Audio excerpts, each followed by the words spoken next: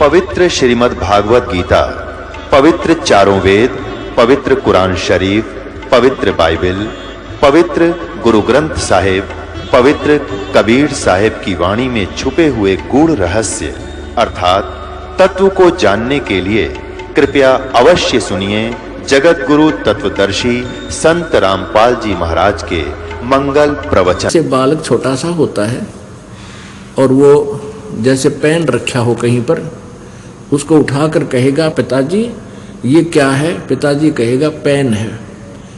क्या? पेन है। पेन है। पेन है बेटा या बेटी। तो वो क्या करता है कि उस पेन को रख जाता है और ये भी नहीं उसके मन में आती पिताजी गलत कह रहे हैं, और न ही वो ये स्वीकार कर पाता है ये पेन है। ए करता हुआ और खेल में लग जाता है। तो ये दास जो आपको घुमा फिराकर जहां ले जाना चाहता है, आप सुनते भी हो और आपके अंदर अभी नहीं मिटी है, वो न्यों की लो है। जिस दिन मिट जाएगी उस दिन क्या होगा? लागी का मार्ग ऊर है, लगे चोट काल जा कर के। लागी का है लगे चोट काल जा कर के। लगे चोट काल जा कर के। लगे चोट कड़े जा कर के। लागी का मार्ग ऊर है, लगे चोट काल जा कर के। लगे चोट काल जा कर के। लगे चोट काट जा कर के। लागी का मार्ग और है, लगे चोट कले जा कर के। बन बीच भरतरी भूप ने एक मारा ताणे निशाना। बन बीच भरतरी भूप ने एक मारा ताण निशाना। कोई घड़ी सदी थी आवन की, साधु का हो गया आना। कोई घड़ी सदी थी आवन की, साधु का हो गया आना। कोई मुआ मर्ग जवा दियो, नत तारे धरो न बाणा। कोई मुआ मृग जवा दियो, नत तारे धरो न बाणा। वो जंदा कर दिया डोर था, शिष बण्या परीक्षा करके। शिष बण्या परीक्षा करके। शिष बण्या परीक्षा करके। लागी का मार्ग और है, लग चोट काल जा करके। लग चोट काल जा करके। लग चोट काल जा करके। लागी का मार्ग और है, लग चोट काल जा करके। कबीर परमात्मा जी क्या बताते हैं कि जब आपकी परमात्मा की तरफ विशेष तड़फ हो जाएगी, ऐसी स्थिति हो जाएगी जैसे कोई यूं सोचेगा ये रोगी है। कबीर जी कहते हैं कबीरा वैद बुलाइया और मेरी पकड़ के देखी बां, और वैद न वेदन जान सका मेरा कर्क कलेजे मां। हमारे को समझाते परमात्मा आपकी ऐसी स्थिति हो जाएगी, घर वाले न सोचेंगे इसका कोई तकलीफ है, कोई बीमारी होगी। और कहते हैं वैद बुला के लाए और वैद ने नाड़ी पकड़ के देखी। वैद ने बोला इसका कोई तकलीफ कोई ना। परमात्मा कहते वैद मेरी वेदन को समझ नहीं सका क्योंकि मेरे कलेजे में कर्क थी। कर्क माने विशेष कसक। तो यहां उसी का जिक्र है। लागी का मार्ग ऊर है, लग चोट कले जा करके लागी का मार्ग और है लग चोट काल जा करके लग चोट काल जा करके लग चोट काल जा करके लागी का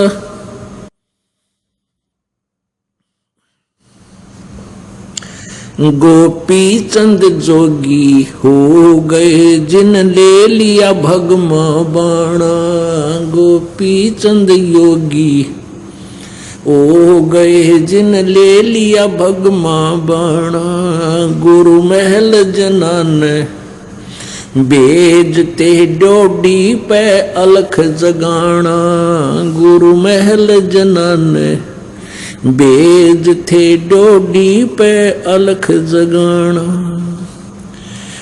भोजन व्यंजन 3600 छोड़ के भिक्षा का भोजन खाना व्यंजन 3600 छोड़ के भिक्षा का भोजन खाना तन पड़ गया कमजोर था ना खाया उदर भर के ना खाया उदर भर के ना खाया उदर भर के ला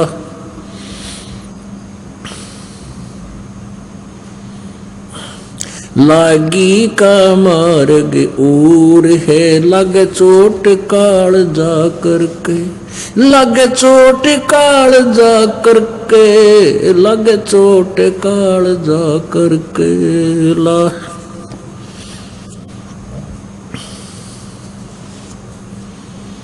बाजीद कहे उठाओ ऊंट को लोग कहें ये मुआ बाजीद कहे उठाओ ऊंट को लोग कहें ये मुआ रही उठन आड़ी चीज नहीं गया ओड सलानी सुआ रही उठन आड़ी चीज नहीं गया ओड सलानी सुआ कुछ नक्सक बिगड़ा है नहीं बाजीदा अचरज हुआ कुछ नक्सक बिगड़ा है नहीं बाजीदा अचरज हुआ जिन किया अचंबा गोर है तजा राजकाल से डर के तजा राजकाल से डर के तजा राजकाल से डर के लागी का मार्ग और है लग चोट काल जा करके लग चोट काल जा करके लग चोट काल जा करके लागी का मार्ग और है लग चोट काल जा करके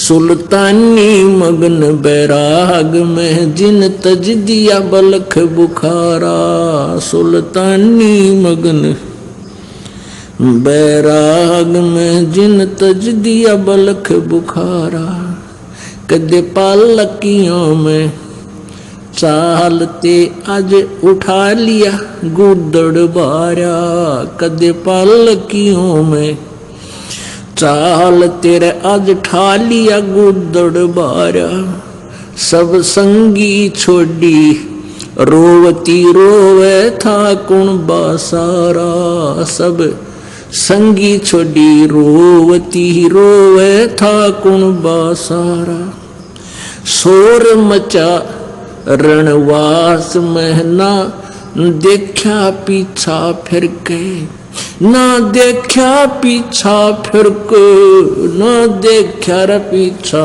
फिर के लागी का मार्ग और है लग चोट काल जा करके लग चोट काल जा करके लग चोट काल जा करके लागी का मार्ग और है लग चोट काल जा करके कुएं में शेख फरीद ने किसी मीठी बोली भाषा कुएं में शेख फरीद ने किसी मीठी बोली भाषा तुम चुन चुन कागा खा ली और मेरे हाडा पर का मासा तुम चुन चुन कागा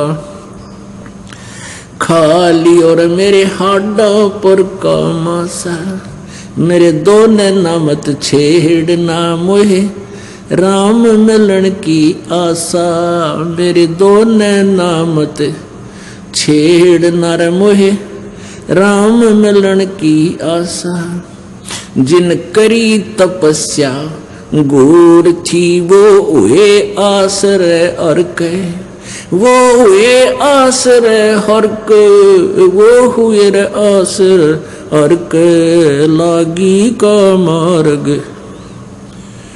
और है लग चोट काल जा करके लागी का मार्ग और है लग चोट काल जा करके लग चोट काल जा करके लग चोट काल जा करके लागी का मार्ग और है लग चोट काल जा करके पीपा दरिया में कूद गए रजिन कैसी करी डेठाई पीपा दरिया में कूद गए रजिन कैसी करी डेठाई वो नरपाड़ा जीत गए रजिन सिर धड़की बाजी लाई नर वो पाड़ा जीत गए जिन सिर धड़की बाजी लाई कह मंगलानंद चेतियो कुछ सोच समझ मेरा भाई कह मंगलानंद चेतियो कुछ सोच समझ मेरा भाई बिन चेते यु झूठा शोर है कुछ जाइयो सुकर्म करके कुछ जाइयो सुकर्म करके कुछ जाइयो रे सुकर्म करके लागी का मार्ग और है लग चोट काल जा करके लग चोट काल जा करके लग चोट काल जा करके लागी का मार्ग लागी का मार्ग और है लग चोट काल जा करके। अभी इस शब्द के अंदर कुछ ऐसे महापुरुषों का जिक्र किया गया है जिन्होंने परमात्मा पाने के लिए समर्पण किया, सब कुछ त्याग दिया। इनमें से किनको प्रभु मिला और किनको ना मिला। जैसे अभी आपने देखा, पुण्यात्माओं, जब तक आप ज्ञान सुनते रहते हो आपको ज्ञान अच्छा अवश्य लगता है, लेकिन आपका दिल संसार से हट नहीं सकता। जब आपके साथ प्रैक्टिकल हो जाएगा और ये ज्ञान साथ होगा और परमात्मा का सहयोग, भक्ति, योग आपके संग होगा, तब आप परमात्मा प्राप्ति करोगे। उदाहरण के लिए इसमें क्या बताया कि बन बीच भर्तरी भूप ने, भर्तरी एक राजा था, उसकी पत्नी जो थी बहुत, उसकी नजरों में बहुत ही सुशील और बहुत प्रिय थी। वो अपनी पत्नी को प्राणों से भी प्रिय मानता था और उसको बहुत ही वफादार मानता था। अब परमात्मा कहते हैं, सो छल छिद्र मैं करूं अपने जन के काज। पता नहीं किस कारण से परमात्मा कैसी चोट लगाता है अपनी प्यारी आत्माओं को इस काल के जाल से उकासने के लिए, बाहर निकालने के लिए। अब पिछले पुण्य संस्कारों से प्राणी राज्य पद प्राप्त करता है और राज्य पद उसको प्राप्त है तो उसको यहाँ सांसारिक सुविधा सबसे टॉप मोस्ट होती है, सबसे उत्तम होती है। अब जैसे हम नीचे सतर के व्यक्ति होते हैं, जो हैंड टू माउथ होते हैं, उनको यदि थोड़ी सी सुविधा हो जाए वो भी धरती आकाश एक कर देंगे। इस काल की कुबद हमारे अंदर सब में भरी हुई है।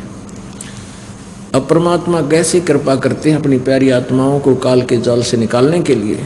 अब राजा बन गया, पिछला पुण्यकर्मी प्राणी था, राज्य प्राप्त हुआ।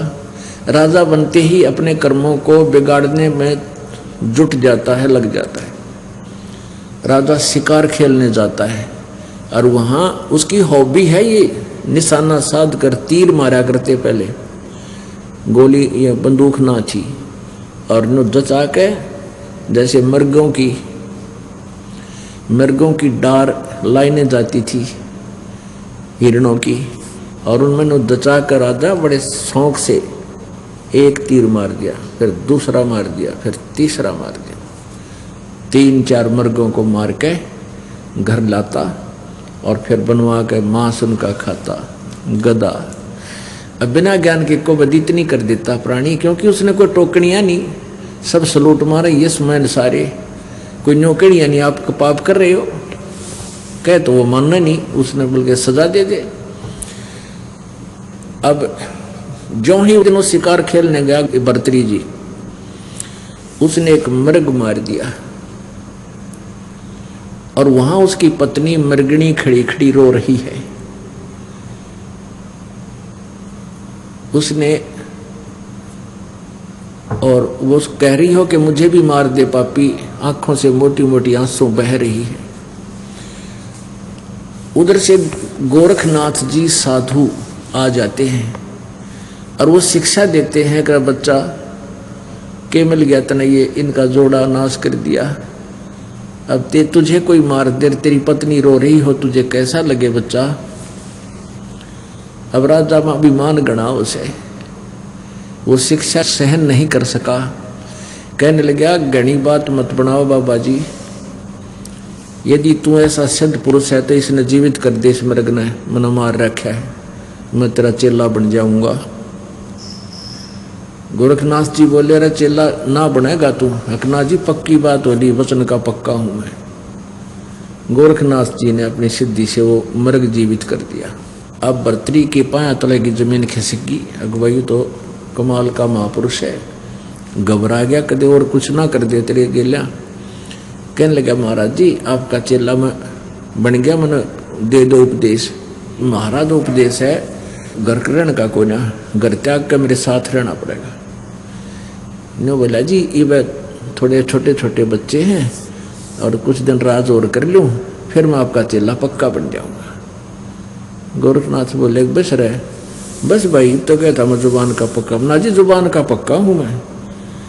अच्छा भाई ठीक, सजा फिर बन जाइए।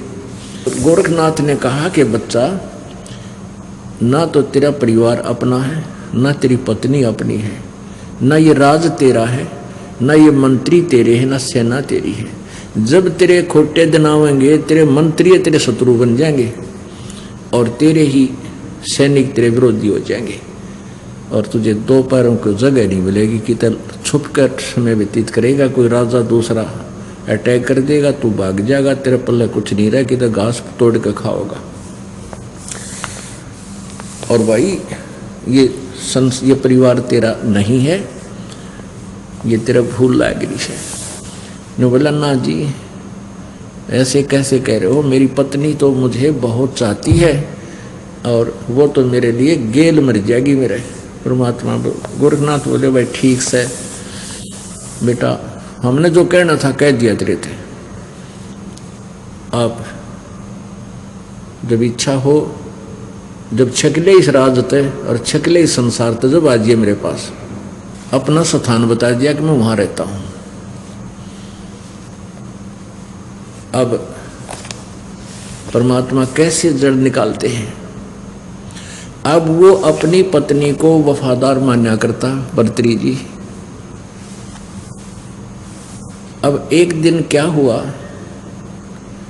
गोरखनाथ जी अन्य रूप धारण करके साधु का, वो पहचान नहीं सका उसको, राजा के पास गया कि राजा ये मेरे पास एक अमर फल है, इस अमर फल के ये गुण हैं कि जो इसको खा लेगा वो सदा युवा बना रहेगा, बहुत लंबी उम्र हो जाएगी इसकी, वो मरेगा नहीं शीघ्र से। और आप बहुत अच्छे नेक राजा हो, न्यायकारी हो, प्रजा के हितैषी हो, इसलिए मैं चाहता हूं कि आप इसको खा लो। अब राजा को वो फल देकर संत चला गया। अब राजा ने सोचा मैं क्या करूंगा, इस फल ने खा के मैं अपनी पत्नी को खिलाऊंगा, वो बहुत ही अच्छी है और वो अच्छी लंबी उम्र की हो जाएगी। यानी वो अब उसको बहुत ही ज़्यादा चाहता था, उसने वो फल अपनी पत्नी को दे दिया, उसके गुणों से परिचित करा दिया। वो कहने लगी रख दे, मैं फिर ना धोकर खाऊंगी इसको। ठीक है। फिर कुछ दिन के बाद उसने पूछा कि तैने वो फल खा लिया? खा लिया। बहुत अच्छा किया। अब उसका क्या था, उसकी पत्नी का संबंध अवैध संबंध था उसी के एक नौकर के साथ। उस पत्नी ने सोचा कि मैं क्या करूंगी, खा के इसको अपने मित्र को दे देती हूं, ये युवा बना रहेगा। उसने वो फल उसको दे दिया। उसका नौकर जाता था वैश्या के पास।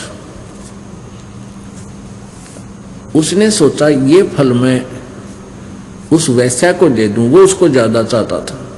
उसने वो फल उस गणका को दे दिया, उस फल के गुणों से परिचित भी करा दिया वैश्या को। तो गणका ने सोचा कि मैं इस फल न खा लूंगी, सारी उम्र कुकर्म करूंगी।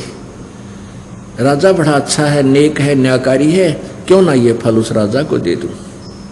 ये विचार करके और उसने ये भी सोचा कि राजा इसके प्रतिफल में मुझे बहुत सा धन दे देगा। वो इस उद्देश्य को लेकर के उसी फल को लेकर भर्तृहरि जी के पास पहुंच गई कि राजन, ये एक ऐसा फल है, इसको जो खा लेगा वो दीर्घायु हो जाता है और सदा युवा बना रहता है। तो उसने पूछा कि आपको ये फल कहाँ से मिला? राजा ने पूछा कि सच्ची बताना, नहीं तो तेरे टुकड़े टुकड़े कर दूंगा। अब उसका तो गुस्सा हो गया, उसको मन में आई कि वो फल तो नहीं है ये, पर उसका दच्चा ना थी कि वो तेरे वाला फल होगा। वो कहने लगी जी मुझे तो आपके नौकर ने, जो ये घोड़ों का इंचार्ज था, दरोगा बोलते थे उसको, कि उस दरोगा जी ने दिया है। वो दरोगा जी बुला लिया, कहने लगा भाई यो फल तू कहाँ से लाया? और राजा ने सतर्क कर दिया, ये सच्ची बता दिया, नहीं तो तेरे टुकड़े टुकड़े कर दूंगा, और सच्ची बता देगा तुझे माफ कर दूंगा। अब वो कहाँ पे गया? उसने कहा कि आपकी पत्नी ने मुझे दिया था। सारी कहानी बता दी उसने। तो फिर उसकी पत्नी से पूछा, वह तो नाटकी, पहले तो मना किया, फिर घुड़सवार सामने खड़ा कर दिया, फिर नीची गर्दन कर ली उस नालायक ने। अब उसके पैरों तले की धरती निकल गई उस भर्तृहरि की। पुण्यात्माओं, एक के चोट सिधारिया जिन मिलन दाचा, उसके वो संत के सारे वचन आज सच्चे सिद्ध होते नजर आए। रत तेरा गजब हो। जिसको मैं एक सबसे प्रिय और वफादार मानता था, आज ये कितनी दुष्ट निकली। उसी दिन से राज त्याग दिया और गोरखनाथ जी के चरणों में जाके गिर गया और रोवा बूंदी तरिया बुरी तरह टक्कर मार मार चरणों में रोए कि गुरुजी आप सच्ची कहा करते, मेरा दच्ची कोई ना थी। यह बात है। गोरखनाथ जी कहते तू जिसको अपना मान रहा है वो तेरा नहीं है। यहाँ कोई भी किसी के सामने सच्चा नहीं बोल रह सकता, कोई सच्ची बोलता है नहीं, ना बाप बेटे से बोल सकता। कुछ ऐसी परिस्थितियाँ आ जाती हैं, उसने कुछ बातों को छुपा कर ही रखना पड़ता है। और भाई ये झूठा लोक्स है, तू जिसको अपना मानता वो तेरा कभी नहीं हो सकता। तेरा तो भगवान है और उसको तू भूल रहा। तो भर्तृहरि जी का उस दिन ये सारी बातें सच्ची जचें थी जो जो संत कहे था। अब गोरखनाथ जी बोले कि भाई देख ले बेटा, यो जीव जब माने है जब इसका प्रैक्टिकल हो ले है, वैसे कितनी बात बना लो कति नहीं जचती, कोई ना कोई अटकल लाए रखा है कि ना वो तो मेरा खास है। चलो वो खास भी है, मान ले, बड़ी बात ये नहीं होता कि सभी पत्नियां नालायक होती हैं या सभी पति बुरे होते हैं। मान लीजिए आप जी की पत्नी भी बहुत वफादार भी है, बहुत शील स्वभाव की भी है, पर वह तेरी नो को ना कल तेरी मृत्यु हो जाए, फिर गेल तो ना मरे, और गेल मर जाएगी जब कौन से आगे इकट्ठे जाए, कोई गधी बनेगी कोई गधा बनेगा, तो बताओ वो तेरे हुए क्यों करे। तो इस तरह की बातों को समझा बुझाकर इस काल जाल में फंसी बूढ़ी आत्मा को प्रेरित किया जाता है कि जो तेरा ठिकाना है उसकी तरफ अग्रसर हो। अब फिर इसी तरह गोपीचंद नाम का राजा था। ये दोनों आपस में इनका नाता भी बताते हैं, गोपीचंद और भर्तरी।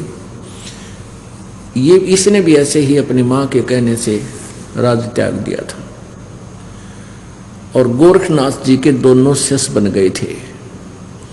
अब पुण्यात्माओं कहते हैं जो गुरु वचन पर डट गए कट गए फंद 84 के, भाई जो गुरु वचन पर डट गए कट गए फंद 84 के। पर वो किस सत्र का गुरु है और क्या उसके पास वस्तु है, उसी सत्र का लाभ भी गुरु वचन पर डटने से ही, रुकने से ही, स्थिर रहने से, उसका ओबीडेंट रहने से ही मिलेगा। अब गोरखनाथ जी ने उनको कहा, दोनों को, वो दोनों गोरखनाथ जी के शिष्य बन गए। गोरखनाथ जी ने कहा कि तुम दोनों जाओ अलवर, राजस्थान में अलवर शहर है, वहाँ का एक राजा था, वो एक दुर्ग बनवाया था, एक फोर्ट किला, वो किला बनवाया था, चिनवा रहा था। गोरखनाथ ने आदेश दे दिया कि अलवर के राजा के किले में जाकर तुम मजदूरी करो 12 वर्ष तक, और उसका कोई मेहनताना नहीं लेना, अपने खाने के लिए कहीं और मजदूरी और टाइम करना।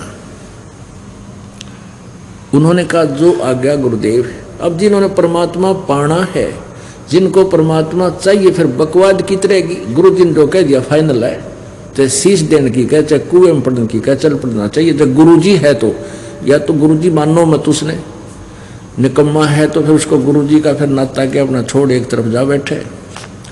और जो संत होते हैं वो हित में ही कहते हैं, उसका वर्तमान में भले ही कोई रिजल्ट निकलता ना दिखे, पर परिणाम बहुत अच्छा होता है लास्ट में। अब वो आदेश पाते ही गुरुदेव का चरणों में मस्तक रखकर और चल पड़े, जो आज्ञा गुरुदेव। ठाक अपना बैग पहुंच गए अलवर के किले में, जहां मजदूर मजदूरी करा करते थे। जो समय मजदूरों का होता था उतना समय तो वहां करते, फिर उसके बाद अपनी रोजी रोटी के लिए कहीं तलाश करने लगे ओवर टाइम जॉब। 2 दिन हो गए कुछ नहीं मिला, भूखे सो जाते, सुबह उठते फिर मजदूरी करने चले जाते। एक दिन वो दोनों बैठे आपस में बातें कर रहे थे कि भाई जो गुरु जी का आदेश है तो सिर जा सका है, जब घर छोड़ दिया, राज त्याग दिया, परमात्मा पाना है और गुरु के आदेश में वचन में रहना है, और ऐसे ही मिलेगा तो ये बेसिक शरीर जा भाई, ये उल्टे कदम नहीं हटा सकते।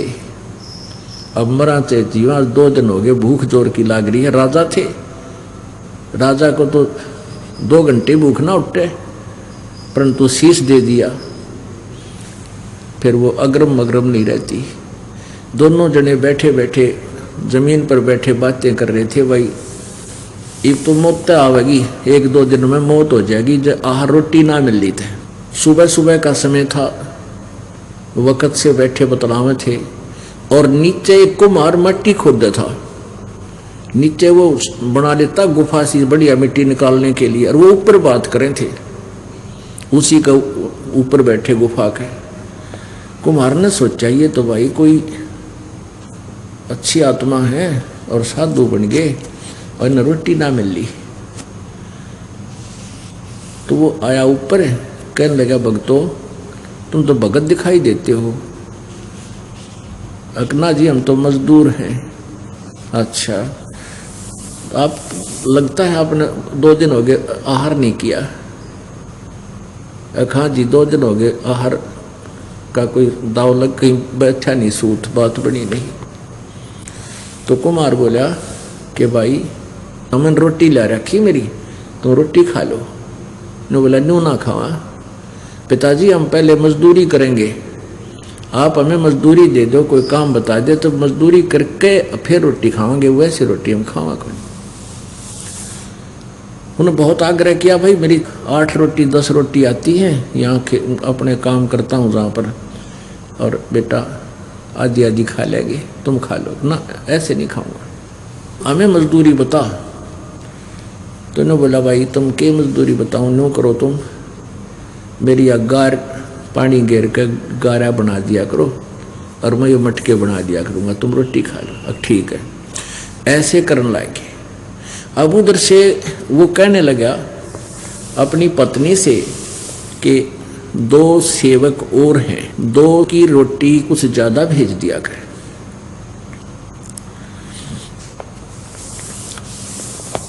तो उसने देखा जाकर, उसकी पत्नी ने, कुम्हार की पत्नी ने, कि ये तो एक बार गारा बना देते हैं, गारा मिट्टी खोद लेते, फिर सारा दिन तो ये अपना कितौरा काम करे हैं।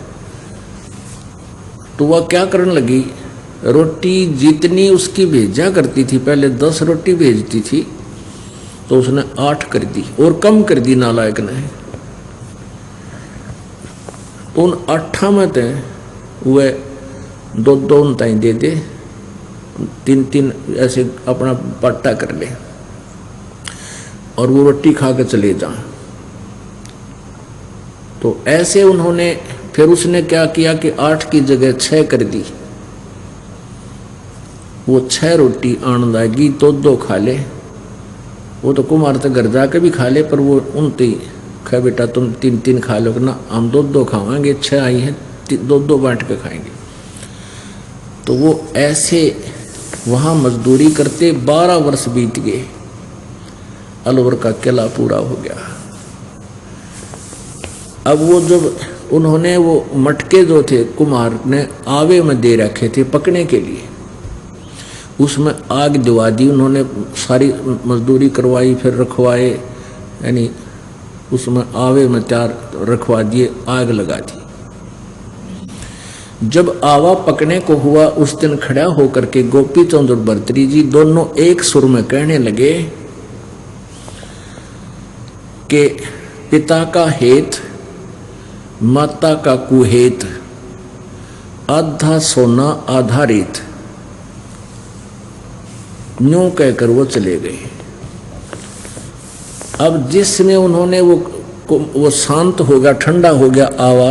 आवा माने एक ऐसा कीलन सा होता है जिसमें ये मटके पकाए जाते हैं। उन्होंने क्या देखा कि जब उस आवे को खोला, मटके निकालने लगे।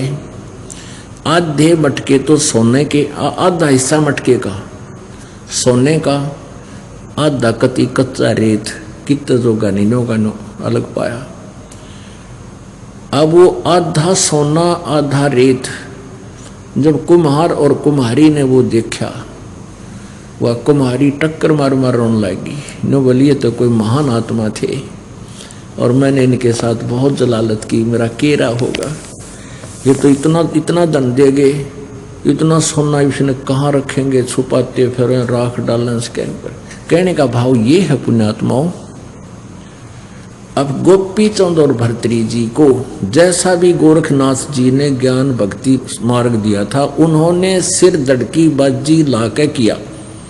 और ये एक नियम है, आप जिस भी संत का उपदेशी बन जाते हो, जैसा उसने मार्गदर्शन किया है उसको तन मन धन से करोगे, उस सत्र का लाभ भी उसी समय मिलेगा। उसकी प्रत्येक क्रिया प्रत्येक आज्ञा का पालन करोगे। अब उस क्रिया से गोपी चंद और भर्तरी को जो साधनाएं उसने बताई, गोरखनाथ जी ने की, उससे कितना लाभ होगा कि वो अब प्रथम मुक्ति प्राप्त है और वो ऊपर स्वर्ग के अंदर विद्यमान है। जब उनका स्वर्ग का समय वहां पूरा हो जाएगा, फिर वो पृथ्वी पर आकर एक बार फिर राजा भी बनेंगे दोनों। उसके बाद 184 योनियों में वो चले जाएंगे। पुण्यात्माओं, सतगुरु के अभाव से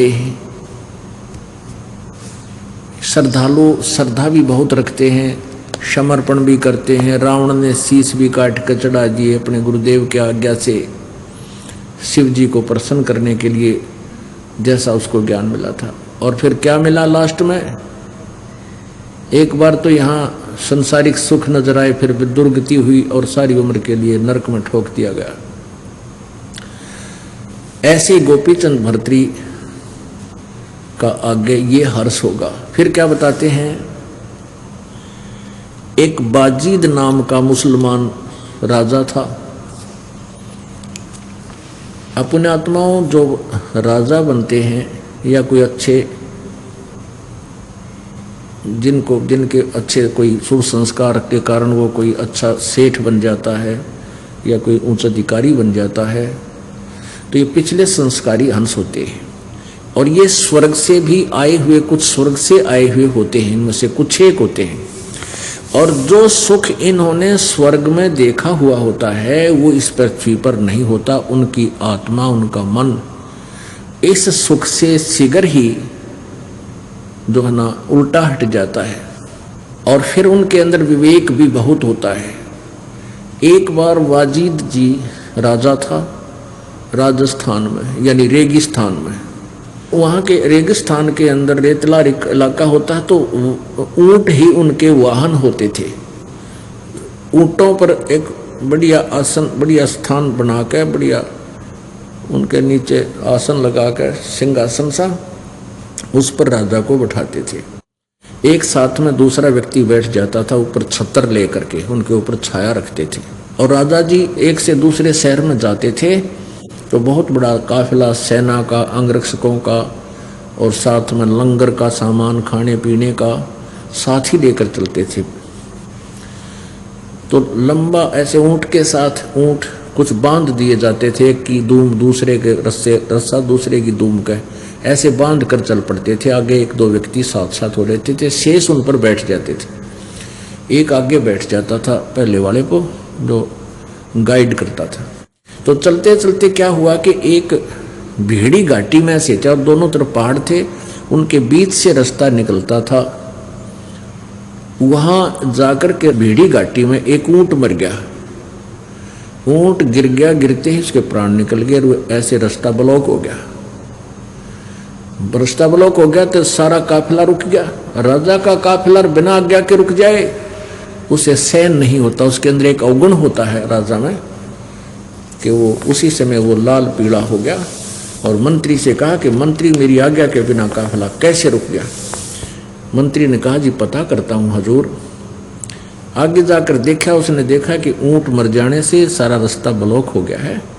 इस ऊंट को निकालने में अभी 1 घंटा लगेगा, क्योंकि उसको रास्ता पार करा के आना है, वह आगे उठाना पड़ेगा, तब ये काफिला चल सकेगा। उसको वापस ही लाना उचित था। जैसा भी उस समय लग गया तो उसने कहा, राजा ने, कि मुझे दिखाओ ऊंट कैसे मर गया, मेरी आज्ञा के बिना ऊंट कैसे मर गया। अब उसने तो सोच रखा था सारा तेरे ही हुक्म से चल रहा है, तो सुप्रीम पावर हो गया। अब वाजिद जी को वहां ले गए जहां ऊंट मरा हुआ था। अब वाजिद ने देखा आंखें भी ओके हैं, नो की नो खुली हुई, नाक भी ठीक है, गर्दन भी ठीक है, टांग भी चारों ओके हैं, दूम भी ठीक है, पेट भी सारा ओके है। तो उसने कहा, ये मर कहाँ से गया, मुझे दिखाओ, मुझे नहीं लगता ये मरा है। तो उनके साथ विद्वान पुरुष भी होते थे, धार्मिक लोग भी, गुरु भी होते थे। उस धार्मिक व्यक्ति ने बताया कि महाराज, इसमें एक जीव होता है जिसका संस्कार था, इसके ऊंट की योनि भोग रहा था, और ये इसका पूरा हो गया समय। ये समय जब भी जहाँ पूरा हो जाता है उसी समय वो अपना शरीर बदल लेता है। वो उस अपने शरीर को त्यागना अनिवार्य है, भगवान का, अल्लाह का आदेश है। वो तुरंत वहीं मर जाएगा, आगे कदम भी नहीं रख सकता। बाजीद जी ने पूछा, क्या हम भी मर जाएंगे? अब उस धार्मिक गुरु ने कहा कि एक दिन सभी ने जाना होगा।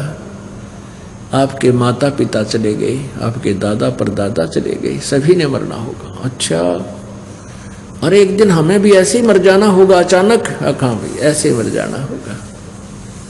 कहने लगा वापस चलो। फिर इसका विकल्प क्या है? वो धार्मिक गुरुओं ने बताया कि अल्लाह की भक्ति बंदगी करके और आत्मा का कल्याण कराया जा सकता है और उसको भीष्ट स्वर्ग में स्थान मिल जाता। उनको जितना पता था। और वहाँ स्वर्ग में जाने के बाद बड़े मौज है, ठाठ है, सब सुख है, वहाँ कोई नहीं मरता, इतना ज्ञान था उनको। अब उस वाजिद जी ने संकल्प कर लिया कि भक्ति करके और स्वर्ग प्राप्ति करूँगा, वहाँ फिर मैं कभी नहीं मरूंगा। अपने इस पवित्र हिंदू धर्म में भी यह एक करट थी, स्वर्ग जाऊंगा, स्वर्ग जाऊंगा और स्वर्ग में स्वर्गवासी हो गया। जो भी मर जाता उसको कहते स्वर्गवासी हो गया। तो वापस आ गया वाजिद जी वहां से, सारे काफिले को बैक लिया अपनी राजधानी में और अपनी पत्नी से कहा कि अब मैं चला परमात्मा पाने के लिए। उसके सारे बालक रोए, उसकी पत्नी रोए, बच्चे रोए, हाहाकार मच गई, राजमंत्री रोए। कहने लगा नहीं, मैंने इस पंगे में पा नहीं देना। यहाँ तो ना जाने कब मर जाएंगे, इस राज का मैं क्या करूँगा, राज तो फिर भी मेरा जाएगा। सब कुछ त्याग का अपने कपड़े, जो बढ़िया कपड़े पहन रहे तो पाट डाले कति और सिंपल एक कंबल लपेट कर घर से निकल गया। रो हराट माच रहा था, रोते रहो। अपने आत्माओं, अब परमात्मा इन भक्तों के पीछे पीछे फिरते हैं। अब बाजिद जी घर भी त्याग कर चले गए और फिर भी उनका उस विधि से मोक्ष नहीं था। अब परमात्मा अपनी प्यारी आत्माओं के पीछे पीछे फिरते हैं। एक समय की बात है, एक औरत रोटी लिए जा रही थी, 4 रोटी अपने खेत में काम करने के लिए, और वाजिद जी के पास एक कुतिया थी, वह निकट ही मतलब वहाँ आसपास रहती थी। और वाजिद जी बाजार शहर में गए थे, उनको कोई 2 दिन भीख मिली को ना। अब वो उस कुतिया ब्याई हुई थी, उसका दुख उससे देखा नहीं गया, वो तड़फ रही थी। वो गांव से, नगर से काफी दूर था। तो वहां एक बुढ़िया आ गई, एक औरत स्त्री जा रही थी अपने खेत में काम करने के लिए, साथ में रोटी ले रही थी 4 मोटी मोटी, और महाराज को प्रणाम किया। तो महाराज वाजिद जी ने कहा कि माई आप रोटी लिए हो? हाँ कहा महाराज रोटी ले रही हूँ। कि ये रोटी इस कुतिया को डाल दे, यह 2 दिन से भूखी है, इसके बच्चे भी भूखे हैं। वह माई थी ज़्यादा चतुर, वह कहने लगी देखो ये मेरे खून पसीने की कमाई है रोटी, और ऐसे नहीं डालूंगी, इसके बदले में मुझे कुछ दे तू। कहने लगा बोल माई कुछ भी मांग ले, मैं इस कुतिया इसके बच्चों को प्राण दान करने के लिए सब कुछ देने को तैयार हूँ। कहने लगी 1 रोटी डालूंगी, आप अपनी कमाई में दें, अपनी भक्ति में से मुझे 1/4 हिस्सा संकल्प कर दे। वाजिद ने कहा कि माई मैंने अपने पुनों का 1/4 भाग आपको संकल्प कर दिया, 1 रोटी डाल दे। उसने 1 रोटी डाल दी कुतिया को। 1 रोटी को कुतिया ऐसे खागी ना चप देसी, और फिर भी ऐसे देख रही है, ऐसे देख रही है। वाजिद जी कहने लगे माई 1 रोटी और डाल दे। तो वो कहने लगी अपनी आधी कमाई मुझे संकल्प कर दे। वाजिद जी ने कहा कि कर दिया, आधी कर दी। अब कुतिया उस 1 रोटी 2 रोटी भी खाकर फिर भी ऐसे भूखी है। तो कहने का भाव ये है कि उसने कहा कि आप 4 रोटी डाल दो। तो उसने अपनी सारी कमाई उस दिन तक की जितनी थी सारी उस स्त्री औरत को संकल्प कर दिया। अब ऐसे ऐसे दयालु भक्त भी थे, और आप फिर नौका नो कोरा रह गया। ये काल के जाल हैं, आप फिर खाली। अब क्या हुआ, उस स्थान को त्याग कर वाजिद चला गया कि यहाँ के लोग अच्छे नहीं हैं और यहाँ आहार नहीं मिल पा रहा है। दूसरी जगह जाकर उसने अपना डेरा जमाना चाहा। अब वो 2-3 दिन से भूखा था, कुछ नहीं मिल रहा था उसको। परमेश्वर आए जैसे राह चलते व्यक्ति का रूप बना के और कहा, महाराज जी भोजन पालो, भूख लगी है। कहाँ भाई भूख लगी है, भोजन पालो। भोजन खा लिया। फिर कहने लगा कि आपके पास कोई झोंपड़ी नहीं है? कि झोंपड़ी कहाँ से बनाऊं भाई, मैंने रोटी खाए आज 7 दिन हो गए, मेरी हिम्मत नहीं कि मैं कुछ उठ कर काम कर लूं, मैं अस्वस्थ भी हो चुका हूँ। अब परमात्मा गए, वो लाए सारे काट के, फूस फास सरकंडे लाकड़ लाए काट के, गाड़ कर उसकी झोंपड़ी तैयार कर दी। और जब वो फिर बातचीत करने लगे, कहने लगे, महाराज जी आप कौन हो, कहाँ से आए हो, सारी बताइए। कि क्या बताऊं बच्चा, भगवान को कह रहा वाजिद कि मैं ऐसे ऐसे राजा था, मैंने राज त्याग दिया भगवान पाने के लिए। मेरी जो भी कमाई थी ऐसे ऐसे, एक कुतिया भूखी थी उसको मैंने सारी अपनी कमाई एक औरत को, एक बहन को, माई को दे दी, एक कुतिया को जीवित रखने के लिए, उसके बच्चों को। और अब मैं अस्वस्थ हो चुका हूँ, वृद्ध शरीर हो गया, निकला था भगवान पाने के लिए। अब मेरी कमाई थी वह सारी गई, अब मैं बिल्कुल निढाल हो गया हूँ। तब तो मैंने भावुक होकर के ये सब कार्य कर दिया, अब मैं क्या करूँ, कैसे मिला भगवान मुझे? फूट फूट कर रोने लग गया। अब पर रोने लग गया तो परमात्मा कहने लगे, महाराज जी जिस विधि से तुम परमात्मा पाना चाहते हो ऐसे नहीं मिलता। तो उसने कहा कि वाजिद जी मैं परमात्मा हूं, मैं अल्लाह हूं। कबीर जी परमात्मा ने कहा। वाजिद जी कहने लगे, क्योंकि वो उसका खाना खा रहे थे, थोड़े से नम्र भाव से बोले वाजिद जी, कहने लगे भक्त ऐसी बात मत कह तू, मेरी आत्मा दुख पाती है। जीव मनुष्य अल्लाह नहीं हो सकता, वो तो बेचून है, वो तो निराकार है, उसका कोई आकार थोड़ा ही है, वो कभी किसी के समक्ष नहीं आता, वो तो दिखाई ही नहीं देता। परमात्मा बोले, महात्मा जी आप फिर घर त्याग कर किस लिए आए हो? कि अल्लाह की प्राप्ति के लिए। अल्लाह कैसे मिलेगा? अल्लाह के दर्शन कैसे होंगे तुझे, कैसे प्राप्त होगा? उसने अपनी साधना बताई कि ऐसे ऐसे मैं हठ योग करूंगा, तपस्या करूंगा। अरे भले आदमी तपस्या करेगा किसके लिए? परमात्मा के दर्शन के लिए, उसके दीदार के लिए। कहाँ जी? दीदार के लिए। तो निराकार का दीदार कैसे करोगे? निराकार मान ले, भगवान अल्लाह निराकार है, उसको देखेगा क्यों कर तू? कैसे प्राप्त करेगा उसको? जब वो निराकार है वो तो फिर प्राप्त हो ही नहीं सकता। अब वाजिद जी उसी समय चरण पकड़ दिया उसके परमात्मा के, और परमात्मा ने एकदम अपना तेजो में रूप उसको दिखाया कि मैं अल्लाहु अकबर हूँ, मैं वो अल्लाह कबीर हूँ। अब उसने कहा कि आप अपनी कुरान शरीफ में देखो, सूरत फुरकानी नंबर 25 आयत नंबर 52 से लेकर 59 तक, उसमें स्पष्ट किया हुआ है कि गीत कुरान शरीफ का ज्ञान देने वाला अल्लाह, जिसको आप जी अपना खुदा मानते हो, परमात्मा बता रहे हैं, वो क्या कह रहा है हजरत मोहम्मद जी को कि हे पैगंबर, उस अल्लाह पर विश्वास कर, इन काफरों की कहा मत मानना, मैं जो कह रहा हूं इस पर तो विश्वास कर। और वो अल्लाह कबीर है, वो अल्लाह कबीर है,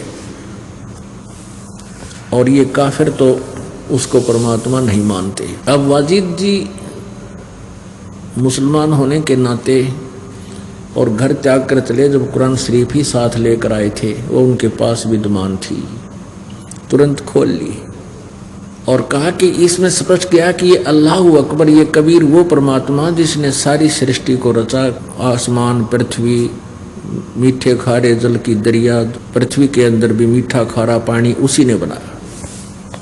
तो उस परमात्मा ने 6 दिन में सृष्टि रची और 7वें दिन तख्त पर जा बैठा। वो अल्लाह कबीर है और उसकी खबर किसी बाखबर से पूछ देखो। अब भले पुरुष, तुम्हारी कुरान शरीफ का ज्ञान इनकम्प्लीट है, क्योंकि आप जी का अल्लाह, जिसको हजरत मोहम्मद और सारा मुसलमान वर्ग अल्लाह मानता है, वो अल्लाह ज्ञान दे रहा है कुरान शरीफ का, और वो कह रहा है कि उस परमात्मा का, वो कबीर नामक परमात्मा की खबर, वही मोक्षदायक है, वही पाप नाशक है, उसकी खबर किसी अन्य बाखबर से यानी तत्वदर्शी संत से पूछो। अब वो पढ़ रहा है कुरान शरीफ को, साथ साथ एकदम कुरान शरीफ रख दी आदर से और चरणों में पड़ गई। परमात्मा ने कहा कि तुम्हारे खुदा को, कुरान शरीफ के ज्ञानदाता को उस पूर्ण परमात्मा का ज्ञान नहीं, वो किसी और संत, तत्वदर्शी संत से पूछने को कहा। वो तत्वदर्शी संत मैं हूं। अब वाजिद जी ने सोचा भी यो अल्लाह तो नहीं है, लेकिन सह बाखबर है, बाखबर ये तत्वदर्शी संत है। तुरंत पैर पकड़ दिए और परमात्मा ने कहा, भाई starvation could not lead to salvation, भूखा मरण तो आत्म कल्याण नहीं हो सकता। अपना काम कर, लकड़ी तोड़ और गांव नगर में बेच के आ, अपना धंधा कर, रोटी खा, यो मंत्र जाप कर, तेरा कल्याण होगा। और ले उपदेश देता हूँ। उन्हें त्याग दी सब कुछ, मंत्र दे दिया, जाप करने लगा।